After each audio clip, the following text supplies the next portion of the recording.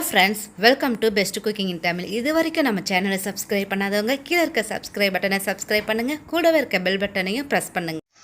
இன்றைக்கி நம்ம சிம்பிளான மெத்தடில் ஒரு ஸ்வீட்டான பொட்டுக்கடலை உருண்டை செய்ய போகிறோம். வாங்க இதை எப்படி செய்யலாங்கிறதும் பார்த்துடலாம். ஃபஸ்ட்டு வந்து நம்ம பொட்டுக்கடலை உருண்டை செய்கிறதுக்கு தேவையான பொருட்கள்லாம் பார்த்துடலாம். நான் வந்து 1 கப் அளவு பொட்டுக்கடலை எடுத்திருக்கேன். அது முழு பொட்டுக்கடலை எடுத்திருக்கேங்க. ஸோ உங்களுக்கு உடச்ச கடலை இருந்தாலும் ஓகே, அதை எடுத்துக்கலாம். 1 கப் அளவு எடுத்துக்கிட்டிங்கன்னா 3/4 கப் அளவு நாட்டு சர்க்கரை எடுத்துக்கோங்க. இல்லாட்டினா வெல்லத்தை வந்து நல்லா துருவி எடுத்துக்கோங்க.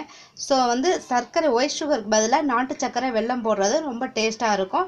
இது ரெண்டுமே இல்லாட்டினா ஒயிட் சுகர் வந்து ஆட் பண்ணிக்கலாம். ஸோ 1 கப் அளவுக்கு வந்து நம்ம 3/4 கப் அளவு வந்து நாட்டு சர்க்கரையை நான் வந்து எடுத்துக்கிறேன்.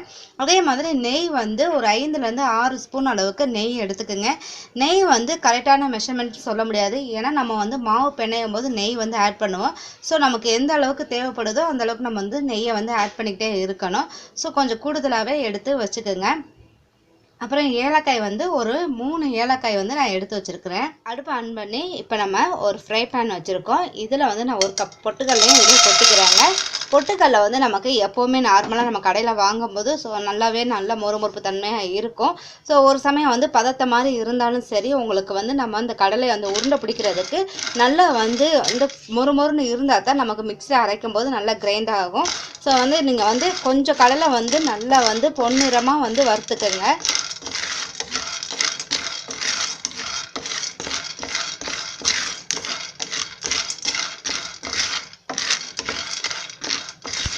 இப்போ வந்து நமக்கு பொட்டுக்கடலை வந்து நல்லா வந்து ஃப்ரை ஆகிடுச்சு. இப்போ நம்ம இதை என்ன பண்ணுறீங்க, ரொம்ப ஹீட்டாக இருக்கும். ஸோ கொஞ்சம் நேரம் இதை வந்து ஆற வச்சிடலாம்.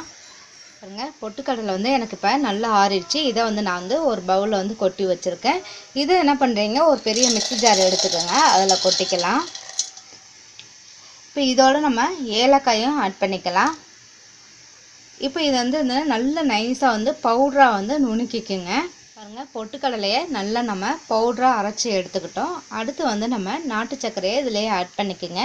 ஆட் பண்ணிவிட்டு இதோடு சேர்த்து நம்ம என்ன பண்ணுறோம், இன்னொரு தடவை நல்லா நைஸாக அரைச்சிக்கோங்க. அப்போ நமக்கு எல்லாமே நல்லா ஈவனாக வந்து கையில் போட்டு நீங்கள் வந்து மிக்ஸ் பண்ணுறதோட நம்ம மிக்ஸி ஜார்லேயே போட்டு நீங்கள் நல்லா மிக்ஸ் பண்ணிங்கன்னா நமக்கு இரண்டுமே ஒன்றா சேர்ந்து நல்லா மிக்ஸ் ஆயிரும்.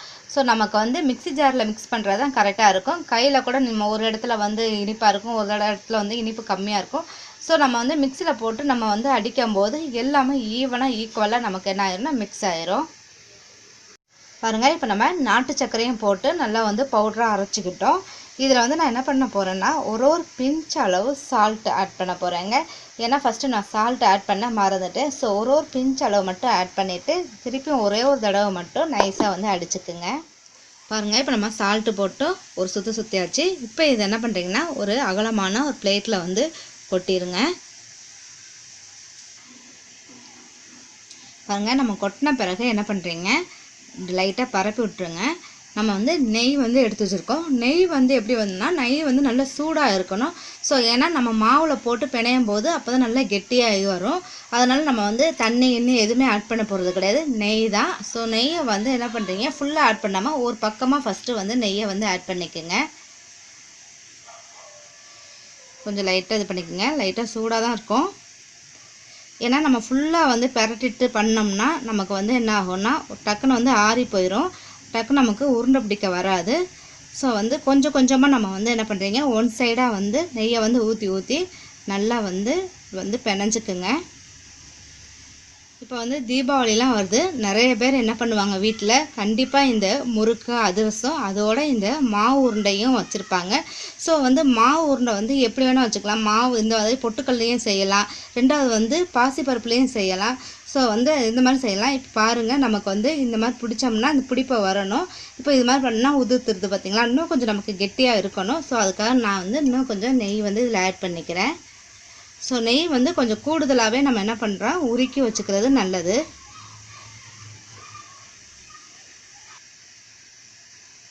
பாருங்கள், இப்போ நம்ம நெய் ஊற்றிட்டோம், கொஞ்சம் கூடுதலாக ஊற்றிட்டு இப்போ வந்து நம்ம உருண்டை வந்து உங்களுக்கு கொஞ்சம் பெரிய சைஸாக இருந்தாலும் பெருசாக எடுத்துக்கோங்க, இல்லை சின்ன சைஸாக இருந்தாலும் எடுத்துக்கோங்க. நல்லா வந்து கொஞ்சம் அழுத்தியே இப்படி பிடிங்க.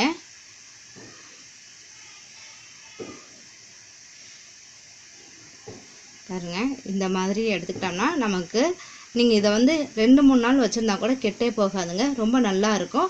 இன்னும் கூடுதலாக அவங்களுக்கு ரொம்ப டேஸ்ட் வேணும்னா முந்திரி பருப்பை கூட நீங்கள் என்ன பண்ணுறீங்க, பொடி பொடியாக கட் பண்ணிவிட்டு நெய்யில் வறுத்து இதோடு நீங்கள் வந்து போட்டுட்டு நம்ம அதோடு சேர்த்துமே இந்த மாதிரி உருண்டை பிடிச்சிக்கலாம். சாப்பிடும்போது நமக்கு முந்திரி பருப்பும் இருக்கும், ரொம்ப டேஸ்ட்டாக இருக்கும். ஸோ நான் வந்து சாதாரணமாக சிம்பிளாக செய்கிறேன். ஸோ இந்த மாதிரி நம்ம உருட்டி எடுத்துக்கலாம்.